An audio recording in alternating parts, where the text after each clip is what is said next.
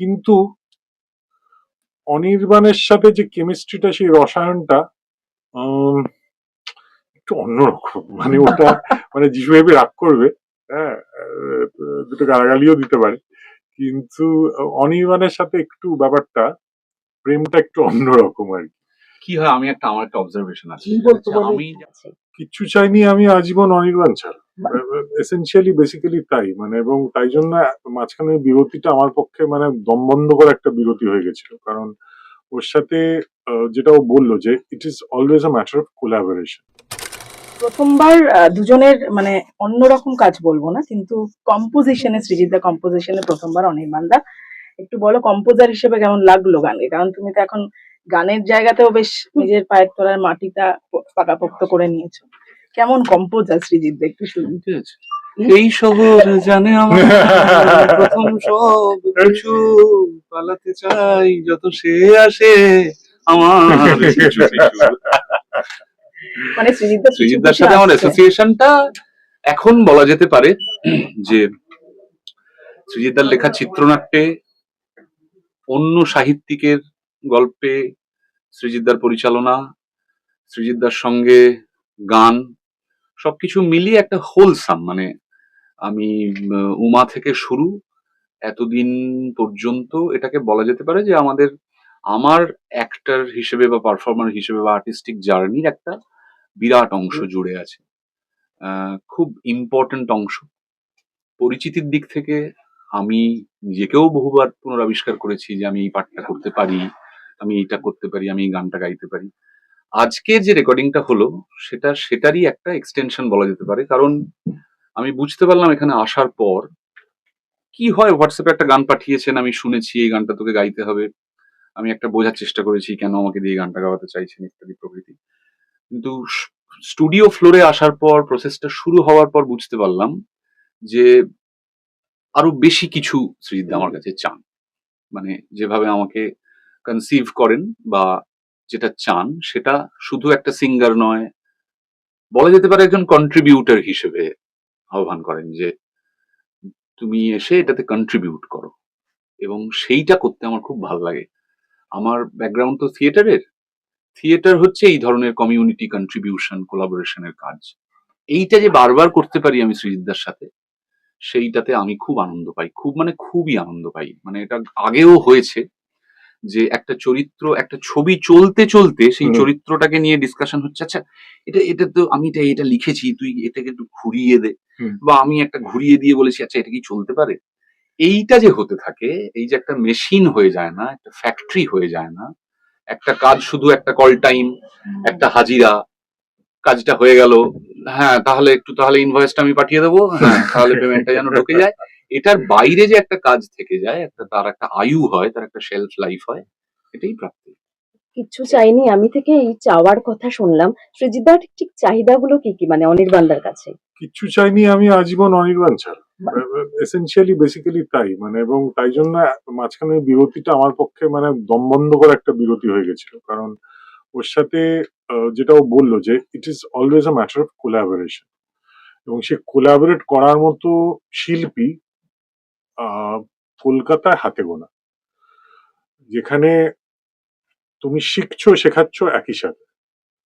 So আমি ওকে যদি কিছু দিই, কোনো চরিত্র দিই, কোনো চিত্রনাট্য দিই, কোনো লিরিক দিই বা কোনো সুর দিই, আমি এক্সপেক্ট করি যে ও সেটা মানে ওর তরফ থেকে ও সেটা এমন কিছু দেবে যেটা অরিজিনাল ক্রিয়েশনে ছিল না, কিন্তু ওর দেওয়ার পর আমাদের দুজনের যুগলবন্দিতে একটা ব্যাপারটা অন্য জায়গায় চলে যাবে, এবং সেটাও এত কনসিস্টেন্টলি করে গেছে উমা থেকে। আমি বলছি উমা থেকে সেটা ও করে গেছে, প্রত্যেকটা চরিত্র, গান হোক।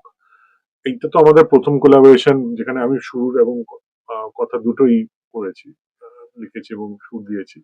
কিন্তু তার আগেও যখন আমি বদল হয়ে এসেতেও আমি যখন লিখছি, তমালিকার সুরেও গাইছে, সেখানেও বা সিনেমায় চরিত্র, হিরো হিসেবে, ভিলেন হিসেবে, মানে আমি বলছি যে এই যে পরিপূর্ণতা, এইটা আমাকেও পরিপূর্ণ করে। মানে আমি ক্রিয়েট করতে আমার ভাল লাগে when Anirban is across the in the tennis court, টেনিসের মতো অনেকটা, ইটস লাইক আমি একটা মারলাম, ও একটা দিল, আমি ফেরত দিলাম, এই করতে করতে করতে করতে একটা দুর্দান্ত র্যালি তৈরি হলো।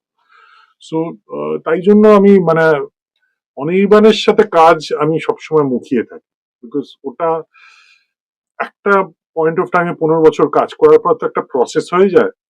সেই প্রসেসটা যখনই আমি অনির্বাণের সঙ্গে কাজ করি আমার মনে হয় যে আমি প্রথমবার কাজে বেরোচ্ছি, এবং একটা পেট গুড় আরে কি হবে আজকে, আজকে ও এমন একটা কিছু করবে যেটা আমি মানে কোনোদিন কল্পনাও করতে পারছিলাম না যখন আমি নিজের জায়গাতে লিখছিলাম, কিন্তু সেটা এমন একটা হয়ে যায় মানে, এবং I I feel that I get enriched by collaborating. মানে প্রত্যেকবার তোমাদের সাক্ষাৎ বা কাজ নতুন কিছু দেয়, কিন্তু আমি যদি বলি দুজনের কাছে এই প্রশ্ন, দুজন প্রথম দিন থেকে আজ অব্দি একে অপরের মধ্যে মানে আজকে দিনে দাঁড়িয়ে কি বদলটা দেখলে, মানে কতটা নিজেরা একে অপর বদলেছো আর কি? এসেনশিয়ালি কেউ বদলায় না, এসেনশিয়ালি দুজনে আমরা একই আছি। অবভিয়াসলি আমাদের কি ঝগড়াঝাটি হয় না, প্রচুর ঝগড়াঝাটি হয়, মতবিরোধ হয়।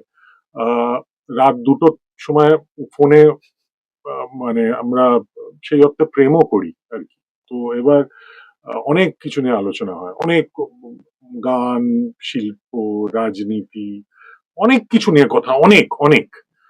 এবং কাজ করতে গিয়ে অবভিয়াসলি মতবিরোধ হয়, ঝগড়া হয় সব, কিন্তু at the end of the day আমি বারবার ওর কাছে এই জন্যই ফেরত আসি, বিকজ ওর যে কোডটা সেটা কিন্তু এখনো অক্ষুণ্ণ, এবং হোপফুলি আমার কোডটাও অক্ষুণ্ণ, এন্ড উই গেট ইচ আদার।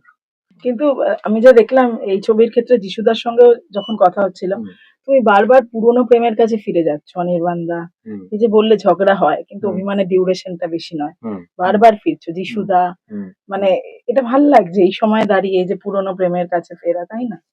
হ্যাঁ, যিশুর সাথে আমার সমীকরণটা কিন্তু একটু আলাদা এবং খুব ইন্টারেস্টিং প্রশ্ন, কারণ এটা কুইন ভিক্টোরিয়া আর গোয়েন্দার কানাইচরণ, গোয়েন্দা কানাইচরণ বেসিক্যালি যিশু করছে গোয়েন্দা কানাইচরণ।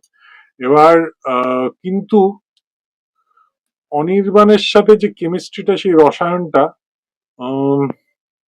একটু অন্যরকম, মানে ওটা মানে যিশু ভেবে রাগ করবে, হ্যাঁ, দুটো গালাগালিও দিতে পারে, কিন্তু অনির্বাণের সাথে একটু ব্যাপারটা, প্রেমটা একটু অন্যরকম আর কি। কি হয়, আমার একটা অবজারভেশন আছে, আমি যাতে আমি এটা অন্যভাবে বলি, অন্যভাবে মানে সেটা কিন্তু অ্যাকচুয়ালি রিয়েলিটি ট্রুথ। সেটা হচ্ছে আমি যখন ইন্ডাস্ট্রিতে এসেছি, মানে সৃজিত মুখার্জি মানে অটোগ্রাফ থেকে 2010 থেকে মানে paradigm shift in Bangla cinema সব, আমি 2016-17 থেকে কাজ করা শুরু করেছি সৃজিতদার সাথে। 2015-তেই এসেছি আমি ইন্ডাস্ট্রিতে। আমি বলতে চাইছি ওই সময় থেকে আজকে down the line 11 years 10 years অনেকগুলো বদল হয়েছে এন্টারটেনমেন্ট বিজনেসে, এন্টারটেনমেন্ট মানে ইনফ্রাস্ট্রাকচারে, প্ল্যাটফর্মসে, অডিয়েন্স টেস্টে, অডিয়েন্স প্রেফারেন্সে, এই সবগুলোর মধ্যে থেকে এই ব্রেক থ্রু করতে করতে করতে করতে যাওয়া, হ্যাঁ, যে ডেসপারেট স্টোরি টেলার, উমারই একটা ডায়লগ ছিল মনোজ মিত্রের মুখে, সেইটা আমাকে খুব খুব ফ্যাসিনেট করে, ইন্সপায়ারও করে।